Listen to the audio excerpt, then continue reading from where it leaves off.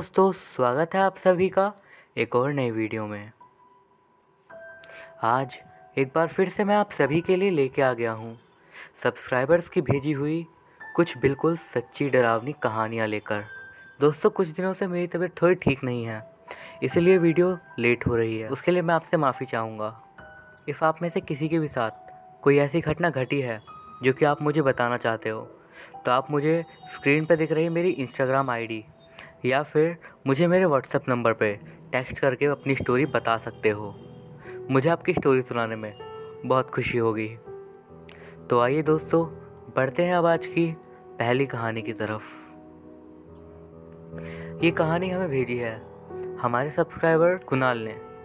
तो आइए अब आगे की कहानी को उन्हीं के पॉइंट ऑफ व्यू से जानते हैं।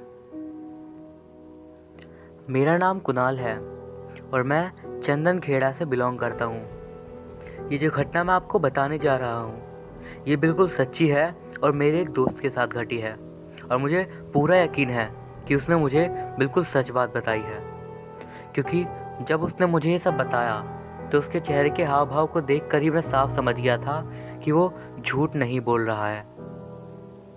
प्राइवेसी रीजंस के कारण मैं आपको उसका नाम तो नहीं बताऊंगा, लेकिन स्टोरी के पॉइंट ऑफ व्यू से मान लेते हैं कि उसका नाम चंदन है। आगे की स्टोरी मैं वैसा बताता हूँ जैसे चंदन ने मुझे बताई थी। मेरा डेकोरेशन का अच्छा खासा बिजनेस है। मेरी उम्र तकरीबन 23-24 साल के आसपास की होगी। बात है पिछले साल सर्दियों की। साय का टाइम चल रहा था, कई सारी शादियाँ हो रही थी। हम उस समय काफ़ी ज़्यादा बिजी थे शादी की डेकोरेशंस के लिए। आमतौर पर हमें अपने गांव में ही शादी के ऑर्डर आया करते थे, लेकिन उस टाइम पर हमें एक ऑर्डर आया था हमारे गांव से तकरीबन 40-50 किलोमीटर दूर से। वहाँ पे भी एक गांव ही था, लेकिन क्योंकि वो हमारे पास आए थे तो हम उन्हें मना नहीं कर सकते थे। इसीलिए हमने कहा कि ठीक है, हम आपकी डेकोरेशंस के लिए आ जाएंगे। मैं अपने कुछ कामगारों के साथ उसी जगह पर टाइम से पहले पहुँच गया। सारी डेकोरेशंस बहुत अच्छे से हुई।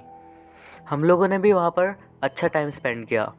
उसके बाद शादी भी एकदम अच्छे से निपट गई। हमें शादी के अगले दिन ही सारा काम निपटा कर वहाँ से वापस अपने गांव जाना था।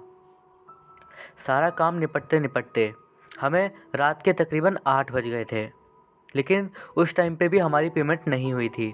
तो मेरे जो कामगार मेरे साथ आए थे, मैंने उन्हें गाड़ी के साथ भेज दिया और मैं खुद बाद में बाइक से जाने के लिए वहाँ पर रुक गया ताकि मैं वहाँ पे पेमेंट कलेक्ट कर सकूँ। यही सब होते होते रात के तकरीबन 11 बज गए और वहाँ से निकलते निकलते मुझे 11:30 बज चुके थे। वहाँ से हमारे गांव तक बीच में कोई भी गांव नहीं था, यानी कि मुझे तकरीबन 40-50 किलोमीटर कंटिन्यू ड्राइव करके जाना था, वो भी बिल्कुल सुनसान सी रोड से। मुझे डर वर तो वैसे नहीं लगता था, इसीलिए मैं आराम से निकल भी गया। ड्राइविंग करते करते मुझे तकरीबन आधा 1 घंटा हो गया था। आई थिंक रात में 12:15 बजे के बाद की ही बात होगी। अपनी बाइक पे जाते जाते मैंने नोटिस करा कि रोड की साइड में आगे कोई आदमी खड़ा है जो कि मेरे से लिफ्ट मांग रहा है। अब इतनी रात में पहला डाउट तो मेरे को यही आया कि आखिर ये कौन है और इस जगह पर क्यों खड़ा है। उस टाइम पर बस मुझे यही दिख रहा था कि वहाँ पे कोई खड़ा है। एग्जैक्टली मैंने उसे नहीं देखा था, क्योंकि उस जगह पर सोर्स ऑफ लाइट सिर्फ मेरी हेडलाइट थी। मैं सोच ही रहा था कि क्या किया जाए, और मैंने अपनी बाइक की स्पीड भी धीमी ही कर दी थी। लेकिन जब मेरी बाइक की हेडलाइट उस पर पड़ी तो सच में मेरे होश ही उड़ गए। एक ख्याल तो दिमाग में ये आ रहा था, हो सकता है शायद ये शादी में ही आया हो और पता नहीं किसी भी वजह से यहाँ पर रह गया हो। तो एक मन तो मेरा कर रहा था कि मैं इसकी मदद कर दूँ, लेकिन दूसरा मन एक अजीब से खतरे की आहट दे रहा था। बाइक में शायद रोक ही देता, लेकिन जैसे ही लाइट उसके ऊपर पड़ी तो मेरी हालत ख़राब हो गई। लाइट उसके पैरों से पड़नी स्टार्ट हुई तो पहली चीज़ तो मेरे को यही दिखी कि उसके पैर ज़मीन से कुछ 4 या 5 इंच ऊपर हवा में थे। ये देखकर भी मैं भी काफ़ी ज़्यादा कंफ्यूज सा था, डरा नहीं था। लेकिन फिर जब लाइट उसके कपड़ों पे पड़ी और उसकी फेस पर पड़ी तो सच में मेरा खून एकदम से वहीं जम गया। उसने बिल्कुल वाइट कलर के कपड़े पहने हुए थे, जो कि मेरी बाइक की हेडलाइट की रोशनी में काफ़ी ज़्यादा चमक मार रहे थे। लेकिन उनसे भी ज़्यादा जो चीज़ चमक मार रही थी वो थी उनके ऊपर लाल रंग का लगा हुआ निशान। अब कोई भी आदमी ऐसा कुछ देखेगा तो पहला ख्याल उसके दिमाग में यही आएगा कि ये खून है, या फिर खुद को वो यह कहने की कोशिश करेगा कि ऐसा कैसे हो सकता है। लेकिन उसका फेस देखकर मुझे मेरे जवाब मिल गए थे। उसका चेहरा एकदम से मानो बिल्कुल सफ़ेद सा पड़ चुका था और सबसे ज़्यादा डरावनी बात, उसके चेहरे पर उसकी आंखें ही नहीं थी। दोनों आंखों की जगह वहाँ पर सिर्फ 2 काले रंग के गड्ढे थे, जिन्हें देखकर मेरी हालत किस तरह की हुई होगी मैं आपको नहीं बता सकता। बस इतना काफ़ी था मुझे वहाँ से भागने के लिए। जो बाइक 20 की स्पीड पर उस वक्त चल रही थी, फ़ौरन मैंने उसे बड़ी तेज़ी से तकरीबन 60 तक पहुँचा और उसके बाद तकरीबन 80 या 90 तक, क्योंकि वो रोड बिल्कुल सुनसान सा ही था। काफ़ी देर तक तो मुझे यकीन ही नहीं हुआ कि मैंने ऐसा कुछ देखा था, लेकिन देखा तो मैंने सच में था और ये मुझे याद है। उस वक्त जो मेरे को डर लग रहा था उसके बारे में मैं आपको क्या ही बताऊं। पूरे रास्ते मैंने एक भी बार अपनी बाइक नहीं रोकी और सीधा अपने गांव में जाकर ही रुका। डर का असली मतलब क्या होता है, ये असल मायने में मुझे उसी रात में समझ आया था। सबसे डरावना ख्याल जो कि मेरे दिमाग में लगातार आए जा रहा था, वो बस इतना सा था, अगर मैं उस दिन उस जगह पर अपनी बाइक रोक देता तो मेरे साथ क्या हो जाता। ये तो खाली मैंने आपको अपनी स्टोरी वर्ड्स में एक्सप्लेन कर दी है, लेकिन सच में जो मेरा डर था वो मैं आपको शब्दों के माध्यम से नहीं बता पाऊँगा। इस घटना को बस याद करने मात्र से ही मेरी रूह कांप जाती है। दोस्तों, ये तो थी हमारी आज की पहली कहानी। अब बढ़ते हैं आज की अपनी दूसरी कहानी की तरफ। ये भी हमें हमारी एक सब्सक्राइबर ने भेजी है, लेकिन उनका नाम मैं प्राइवेसी रीजंस के कारण नहीं बता सकता। आइए सीधा उनकी स्टोरी को उनके पॉइंट ऑफ व्यू से जानते हैं। ये जो घटना मैं आपको बताने जा रही हूँ, ये मेरी मम्मी के नाना जी के घर की है। दरअसल उनकी जॉइंट फैमिली थी जिसमें बहुत सारे मेंबर्स हैं, लेकिन नाना जी के चचेरे भाई को उन सब लोगों ने फैमिली से अलग कर दिया था। इसके भी अपने रीजंस थे। अलग करने की वजह थी उनकी वाइफ। ये सब आखिर क्यों हुआ था मैं आपको बताती हूँ। दरअसल नाना जी के चचेरे भाई का एक ही बेटा था। सब कुछ बिल्कुल अच्छे से चल रहा था जब तक उनकी शादी नहीं हुई थी, लेकिन जैसे ही उनकी शादी हुई सब कुछ बिल्कुल बदल सा गया। दरअसल उनकी शादी को तकरीबन 2 साल हो गए और उसके बाद उनकी वाइफ प्रेग्नेंट थी। घर में सभी लोग बहुत ही ज़्यादा खुश थे, लेकिन सब लोग उस वक्त उस अनजान खतरे से बेखबर थे। सभी लोग खुशी से बच्चे के आने का इंतज़ार कर रहे थे, लेकिन तकरीबन 6 महीने बाद उनकी वाइफ का मिसकैरेज हो गया। सब लोग बहुत ही ज़्यादा दुखी हो गए, लेकिन सबको ऐसा ही लगा कि शायद भगवान की यही मर्ज़ी होगी, क्योंकि उसके बाद कुछ नहीं किया जा सकता था। धीरे धीरे समय बीतता गया। 1 साल बाद फिर से उनकी वाइफ प्रेग्नेंट हो गई थी। इस बार सब लोगों को बहुत ज़्यादा खुशी थी कि आखिरकार एक बच्चा घर में आएगा, लेकिन इस बार भी पिछली बार की तरह उनका अचानक से मिसकैरेज हो गया। किसी को कुछ भी समझ नहीं आया था कि आखिर ऐसा क्यों हो गया। एक के बाद एक सब लोग एकदम परेशान से हो गए थे कि आखिर ये क्यों हुआ है। यहाँ तक कि उनका तीसरा बच्चा भी मिसकैरेज के कारण मर गया। इसके बाद तो मतलब सब लोगों ने उम्मीद ही छोड़ दी थी। सब लोग सोच रहे थे कि पता नहीं ऐसा क्यों हो रहा है। तकरीबन 3 साल बाद वो एक बार फिर से प्रेग्नेंट हो गई। घर वालों को पहले से ही डर था, इसलिए इस बार उन्हें एक पंडित जी के पास लेकर के गए। पंडित जी ने वहाँ पर एक ताबीज़ उनके हाथ में बांध दिया और सब लोगों को खुशी तब हुई क्योंकि इस बार कुछ भी ऐसा नहीं हुआ था और उनका एक हेल्थी सा लड़का जन्म लिया था। घर में बहुत ही खुशी का माहौल था। सब लोग बहुत ही ज़्यादा खुश हो गए थे। सब लोग उससे बहुत ही ज़्यादा प्यार करते थे। देखते ही देखते वो तकरीबन 2.5 साल का हो गया। लेकिन एक दिन ऐसा कुछ हुआ जिसके बारे में किसी ने कल्पना भी नहीं करी थी। दरअसल सर्दियों का समय था।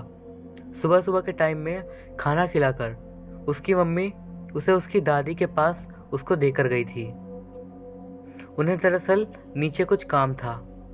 वो मुश्किल से 2 मिनट में ही वापस आ गई थी, लेकिन उन्होंने जो देखा उसे देखकर वो थोड़ा अजीब सा फील करने लगी। उन्होंने देखा कि उनका बेटा आराम से सो रहा है, लेकिन दादी उसके पास में ही जो कि बैठी हुई हैं, वो उसे लगातार अजीब सी नज़र से देखे जा रही हैं। पहले तो उन्हें ये बहुत ही ज़्यादा अजीब लगा, लेकिन फिर उन्होंने सोचा कि शायद दादी हैं, प्यार से देख रही होंगी, और वापस से यही सब सोच के अपने काम में लग गई। अपने घर के काम निपटाने के बाद वो फिर से ऊपर आई तो उन्होंने देखा कि उनका बेटा अभी तक सो ही रहा है। वो सोचने लगी कि आखिर इतनी देर हो गई है, ये सो क्यों रहा है। उन्हें थोड़ा सा शक हुआ और वो अपने बेटे को देखने के लिए उसके पास गई। जैसे ही वो अपने बेटे को गोद में ले रही थी, तभी उन्होंने देखा कि उनके बेटे की सांस नहीं चल रही थी और उसका शरीर एकदम पूरी तरीके से सख्त हो चुका था। वो उसी समय बहुत ही ज़्यादा चिल्ला चिल्ला कर रोने लगी। घर में सभी लोग थे, लेकिन किसी की भी हिम्मत नहीं थी कि उनके पास जाए, क्योंकि दादी अभी भी वहीं पर बैठी हुई उनके बच्चे को घूरे जा रही थी। उसकी मम्मी बहुत ही ज़्यादा गुस्से में खड़ी हुई और दादी को बोलने लगी, तुम इसको भी खा गई ना, और कोई तो मिला नहीं, मेरे सारे बच्चे को ऐसे ही मार दी हो, कोई अपने बेटे का घर ऐसे कैसे उजाड़ सकता है। ये सब बातें वो इसीलिए कह रही थी क्योंकि जब उनका दूसरा बच्चा खराब हुआ था, तब उनके आस पड़ोस में रहने वाले सभी लोगों ने उनसे कहा था कि आपकी सास अच्छी औरत नहीं है, वो डायन विद्या जानती है। शायद आपको यकीन भी ना हो, लेकिन डायन विद्या के चक्कर में ही उन्होंने कई लोगों को मार दिया, कई बार जानवर पर और कई बार इंसानों पर भी उन्होंने ऐसा ही जादू कर रखा है। लेकिन उस समय उनकी वाइफ हर किसी से लड़ जाती थी कि ऐसा कुछ नहीं है, ऐसा कुछ भी नहीं है, मेरे घर वालों के बारे में कोई भी उल्टी सीधी बातें नहीं करेगा। सब लोगों ने फिर उनसे ये सब बातें कहना बंद कर दिया। लेकिन कुछ दिनों बाद एक दिन उन्हीं के मोहल्ले में किसी से उनकी कहासुनी हो गई।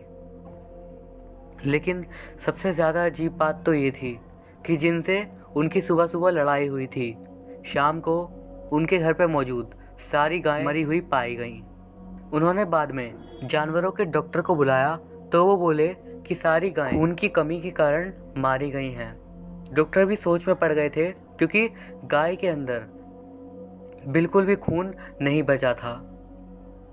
सबका शक एक ही बार में नाना जी के चचेरे भाई की पत्नी के ऊपर आ गया। लेकिन फिर भी नाना जी के घर पे उनके चचेरे भाई और उसके बेटे और बहू को यकीन नहीं था कि उनकी माँ ऐसा कुछ कर सकती है। लेकिन इस वाली घटना के बाद से सभी लोग मेरे नाना जी से डरने लगे थे, क्योंकि सभी लोगों को डर हो गया था कि अगर उनसे कुछ लड़ाई हुई तो कहीं उनके घर पे भी कुछ ना हो जाए। लेकिन जब सब लोगों को एक बार फिर से बच्चे की न्यूज़ मिली तो सब लोग फिर से मिलजुल कर रहने लगे। लेकिन जब एक के बाद एक बच्चे का मिसकैरेज होने लगा, तब सभी लोगों को यकीन था वही हैं जो बार बार बच्चों को खा रही हैं। लेकिन उनके बेटे और बहू ये सब कुछ भी मानने को राज़ी ही नहीं थे। लेकिन जब इस वाले बच्चे को उनकी बहू ने अपनी आंखों के सामने मरते हुए देखा, तब जाकर वो लगातार रोए जा रही थी और बोले जा रही थी कि उनके बच्चे को वापस से ज़िंदा कर दे। लेकिन ऐसा तो कुछ भी नहीं होने वाला था। यहाँ तक कि इस बार उनका खुद के बेटे ने पुलिस में कंप्लेन करनी चाहिए, लेकिन पुलिस इन सब बातों पे नहीं मानती थी, इसीलिए उन्होंने केस को डिसमिस कर दिया। लास्ट में नतीजा ये निकला कि वो दोनों पति पत्नी घर को छोड़कर चले गए और नाना जी उन दोनों को अलग कर दिए। नाना जी ने इसके बाद घर और सभी लोगों का शरीर बंधवा दिया था ताकि किसी को भी कुछ ना हो। लेकिन इस सब के बाद भी अक्सर कुछ ना कुछ घर में होता ही रहता था। अंत में जब उनकी डेथ हुई तब भी वो बहुत ज़्यादा तड़प के मरी थी, क्योंकि उनके साथ में कोई भी नहीं था, उनका पति भी मर चुका था। सभी लोगों का यही मानना था कि जब कोई डायन मरती है तब वो किसी इंसान को वो डायन विद्या देकर जाती है, या फिर किसी ऐसी जगह उसको रख कर जाती है कि अगर आप उसको टच भी कर दो तो आपके अंदर वो सारी शक्तियाँ आ जाती हैं। उसी के डर से नाना जी उस घर को चारों तरफ से सील करवा दिए, ताकि इसके बाद से कोई भी किसी का बुरा नहीं कर सके और वहाँ पर सामने ही काली माता का एक छोटा सा मंदिर भी बनवा दिए। तो दोस्तों, ये थी हमारी आज की दूसरी घटना। अब बढ़ते हैं आज की अगली कहानी की तरफ। ये जो अगली घटना मैं बताने जा रही हूँ, ये पास ही के एक गांव में घटी थी। दरअसल उस समय वहाँ पर एक नई नई शादी हुई थी। शादी के रिसेप्शन के बाद दूल्हा और दुल्हन अपने कमरे में बैठे हुए थे और बातें कर रहे थे कि तभी वहाँ पर आए हुए मेहमान और सभी दोस्त लोगों ने मिलकर बाहर से रूम को लॉक कर दिया। उस समय गांव में लाइट भी नहीं थी, क्योंकि इसीलिए वहाँ पर गांव में डिबरी को जलाते थे। अंदर से लड़का बार बार कह रहा था कि गेट को खोल दो, लेकिन बाहर कोई भी उनकी बात नहीं सुन रहा था। लड़के की माँ बोल भी रही थी कि गेट खोल दीजिए, लेकिन सब लोग कह रहे थे कि मजाक हो रहा है, होने दीजिए ना। तब लड़का अपनी वाइफ को बोला कि ये लोग तो शायद बात नहीं सुनेंगे, हम लोग अपनी बातें करते हैं। कुछ देर बाद ये लोग खुद ही गेट खोल के चले जाएंगे। वो लोग वहीं बैठकर बातें कर ही रहे थे कि तभी उनकी वाइफ को तकिए के नीचे से कुछ अचानक से पैर में काटा। उन्होंने तुरंत ही अपने हस्बैंड को बताया कि मुझे कुछ काटा है। तो उनके पति बोले कि हो सकता है कि शायद कोई चींटी होगी, और इस बात को उन्होंने इग्नोर कर दिया और फिर से अपनी बातों में मगन हो गए। थोड़ी देर तक वो ऐसे ही बातें करते रहे, लेकिन तकरीबन 8 या 9 मिनट बाद ही उनकी वाइफ अचानक से तेज़ से छटपटाने लगी और उनके मुंह से ढेर सारा झाग निकलने लगा। उनका पति ये देखकर बहुत ही ज़्यादा डर गया। दरवाजे पे जाकर ज़ोर ज़ोर से चिल्लाने लगा कि गेट खोलो, गेट खोलो। उनकी बीवी को पता नहीं क्या हो गया था। बाहर सभी लोगों को ये लग रहा था कि शायद ये लोग गेट खुलवाने के लिए मजाक कर रहे हैं, और इसीलिए किसी ने भी गेट को नहीं खोला। लड़का चिल्लाए जा रहा था। 5-6 मिनट ऐसे ही बीत गए और उनकी बीवी, जो कि अब तक छटपटा रही थी, वो अचानक से शांत हो गई। उनकी बॉडी में कोई भी मूवमेंट नहीं था। दूल्हा अब इतना ज़्यादा परेशान हो गया कि चिल्ला चिल्ला के थकने के बाद वो ज़ोर ज़ोर से रोने लगा। अब जाकर सबको बाहर एहसास हुआ कि कुछ गलत हो गया है, और लड़के की माँ ने फ़ौरन आकर गेट को खोला। ऐसे ही वो अंदर गए तो उन्होंने देखा उनकी बहू बेड पर लेटी हुई थी और उसका पति लगातार रोए जा रहा है। गेट खुलते ही उनका हस्बैंड सबके ऊपर बहुत ही ज़ोर से चिल्लाने लगा, तुम लोगों के मजाक के चक्कर में किसी की ज़िंदगी चली जा रही है और तुम लोगों को शर्म नहीं है।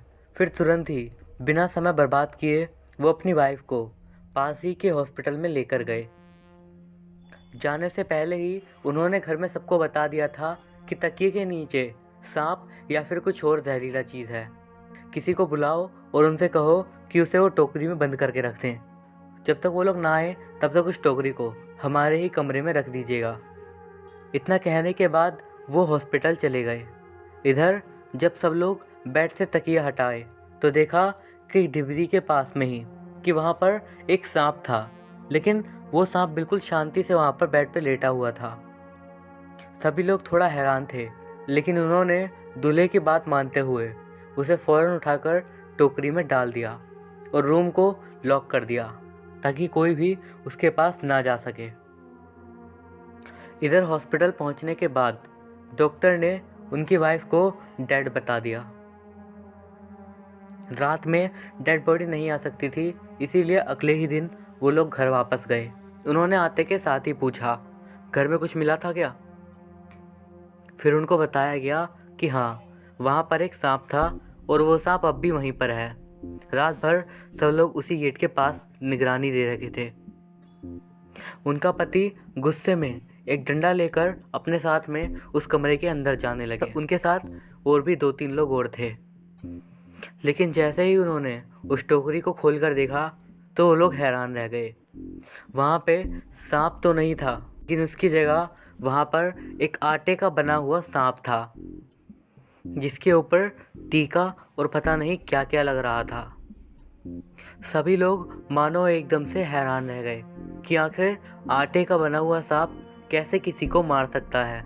फिर तभी कुछ लोगों ने कहा कर दिया डायन ने अपना काम, इसीलिए वो इतने दिनों से घर के चक्कर लगा रही थी। दरअसल उनके गांव में एक डायन औरत रहा करती थी, जिससे सभी लोग बहुत ज़्यादा डरते थे, इसीलिए कोई उससे कुछ नहीं कहता था। जब उनके घर में शादी की तैयारियां हो रही थी, उसी समय से वो डायन औरत उनके घर पे आती जाती रहती थी। डर के मारे कोई उसे रोक नहीं सकता था। सभी लोग ये चाहते थे कि उसे कोई परेशान ना करे, इसलिए उसके सामने वो लोग अच्छा अच्छा खाना ले आते और उनसे मिन्नत करते कि कोई किसी को कुछ ना करे। लेकिन वो आखिर थी तो एक डायन ही, किसी की खुशी वो कहाँ झेल सकती थी। डायनों की फितरत ही ऐसी होती है कि किसी की खुशी उनसे देखी नहीं जाती। उस दिन वही उस आटे के बने सांप को उनके कमरे में भेजी थी, ताकि वो उनकी पत्नी की जान ले सके। सबको सब कुछ समझ में आ गया था, लेकिन अब भी कोई कुछ नहीं कर सकता था, क्योंकि सभी को पता था कि उस डायन से पंगा लेना मौत को खुद ही अपने पास बुलाने जैसा है। दोस्तों, अब पढ़ते हैं हमारी आज की आखिरी कहानी की तरफ। ये घटना आज की नहीं, बल्कि आज से तकरीबन 30-40 साल पहले की है। उस गांव का नाम तो मैं आपको नहीं बता सकता। उस गांव में एक आदमी रहता था जिसका नाम रामानुजन था। दरअसल वो आदमी वहाँ पर अकेला ही रहा करता था। उसके पड़ोस में 2 बूढ़ी औरतें रहा करती थीं। कई बार वो दिन भर उनके साथ ताश खेलने में बिता देता था। उन औरतों का नाम तो पता नहीं क्या था, लेकिन वो थोड़ी बूढ़ी थी और उनकी हाइट काफ़ी लंबी थी, दिखने में काफ़ी ज़्यादा पतली थी। उनके आँखों के नीचे काले गड्ढे भी थे। उन्हें देखकर ऐसा लगता था कि मानो वो कभी सोई ही ना हो। वो दोनों दरअसल बहनें थीं, जो कि हमेशा एक साथ ही दिखा करती थीं। जहाँ पर कोई एक जाती, उसके पीछे पीछे ही दूसरी बहन उसके साथ चली जाती थी। लेकिन जो बात उन दोनों के बारे में सबसे अजीब थी, वो थी उन दोनों की आँखें। उनमें से जो छोटी बहन थी, उसकी आँखें हरे रंग की थी, और जो दूसरी बहन थी, उसकी आँखें नीले रंग की। अब जो गांव के लोग थे, उन्होंने रामानुजन को पहले ही चेतावनी दे रखी थी कि उन औरतों के पास मत जाया करो, वो ब्रूजास हैं। आसान शब्दों में आप ब्रूजास को चुड़ैल भी कह सकते हैं, या फिर वो औरतें जो कि काला जादू का प्रयोग करती हैं। जब रामानुजन को ये बात पता चली तो वो हंसा और उसने बस इतना कहा, मुझे कोई फ़र्क नहीं पड़ता। दरअसल वो इन सब बातों में बिल्कुल नहीं मानता था। लेकिन धीरे धीरे जैसे जैसे समय बीतता गया, उसके मन में भी एक अजीब सी आकांक्षा जगने लगी उन औरतों के लिए, क्योंकि अक्सर वो देखा करता था जैसे ही शाम ढलती, उसके बाद से वो दोनों औरतें कभी भी अपने घर से बाहर नहीं निकलती थीं। रामानुजन हमेशा उनके घर के बाहर देखता रहता अपनी खिड़की से, लेकिन जैसे ही एक बार सूरज ढल जाता था, उसके बाद उसने कभी भी उनको अपने घर से बाहर निकलते हुए नहीं देखा था। कई बार वो उनके घर की खिड़कियों से अंदर झांकने की कोशिश भी करता, लेकिन अंदर हमेशा उनके घर में अंधेरा ही रहता था। बस उसे वहाँ पर उनकी बिल्लियों की आंखें चमकती हुई दिखा करती थी। उन्होंने 2 बिल्लियाँ पाल रखी थी, जिनकी आंखें वो अक्सर रात के समय चमकते हुए देखा करता था। कई बार वो बिल्लियाँ उसके ऊपर झपट्टा मार देती, जिससे वो डर के वहाँ से भाग जाता था। एक रात उसे बहुत ही ज़्यादा इच्छा हुई कि वो आखिरकार उनके घर के अंदर जाकर देख के ही रहेगा आखिर वो कहाँ जाती हैं रात में। रात होने के बाद उसने खिड़की से अंदर देखा तो उसने देखा कि बिल्लियाँ आज वहाँ पर गेट के पास नहीं बैठी थी। उसने धीरे से जाकर दरवाजे पर दस्तक दी, लेकिन किसी ने जवाब नहीं दिया। धीरे से उसने हाथ मारा दरवाजे पे तो देखा कि गेट खुला हुआ था। उसने दरवाज़ा खोला और वो अंदर चला गया। वो अंदर जाकर ये देखकर हैरान हो गया कि पूरा घर मानो एकदम खाली सा था। अंदर कोई भी सामान नहीं था। फिर उसकी नज़र एक कमरे में गई तो उसने देखा कि उस कमरे में से थोड़ी रोशनी बाहर की तरफ आ रही थी। जब वो थोड़ा साइड से वहाँ पर देखने लगा तो उसने देखा कि उस कमरे में आग जल रही थी। वो धीरे धीरे उस कमरे में अंदर गया और जैसे ही वो आग के पास पहुँचा उसने कुछ ऐसा देखा जिसके बाद उसके होश उड़ गए और वो देखकर वो डर के मारे थर थर काँपने लगा। उसने देखा कि उस आग के पास 4 इंसान की आंखें रखी हुई थी। ऐसा लग रहा था कि किसी ने उन्हें आंखों में से निकाल कर वहाँ पर रख दिया हो।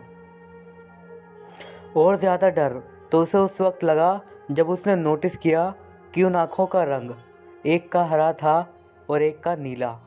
वो एकदम से बहुत ही ज़्यादा बौखला गया और उसका पैर उनमें से एक आँख के ऊपर पड़ गया जो कि उसी वक्त वहीं पर पिचक गई। वो बहुत ही ज़्यादा डर गया और भागते हुए सीधा अपने घर में घुस गया। वो ये सोचे जा रहा था कि आखिर उसके साथ ये सब क्या हुआ था। वो उस पूरी रात बिल्कुल भी नहीं सोया। जैसे ही सुबह हुई वो डरे जा रहा था ये सोचकर वो दोनों बहनें उसके साथ क्या करेंगी। फिर उसने ये सोचा कि उसने घर में किसी को भी नहीं देखा था, तो ऐसा करता हूँ कि उनके घर पे जाकर ऐसे नाटक करता हूँ कि उसने कुछ किया ही ना हो। वो यही सोचकर उनके घर के पास गया और वहाँ से आवाज़ मारी, आ जाओ आज भी ताश खेलते हैं।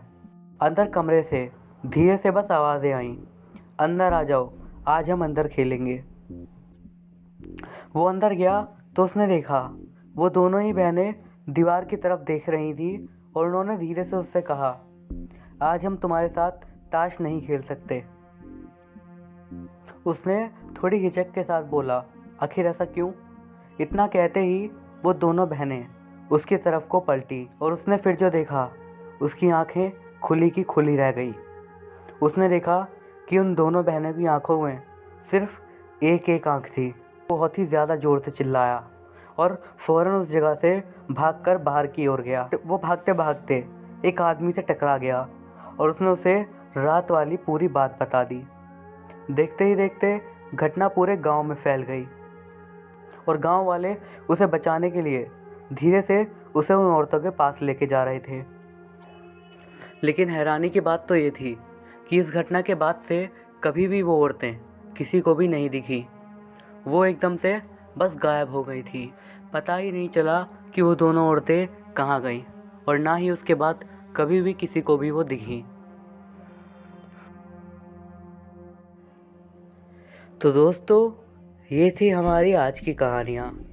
अगर आपको ये वीडियो अच्छा लगा हो तो इस वीडियो को एक लाइक ज़रूर कीजिएगा और ऐसी ही डरावनी कहानियाँ सुनने के लिए आप हमारे चैनल को सब्सक्राइब कर सकते हैं। मैं अभिषेक मिलता हूँ आपसे अगली वीडियो में। तब तक के लिए गुड बाय।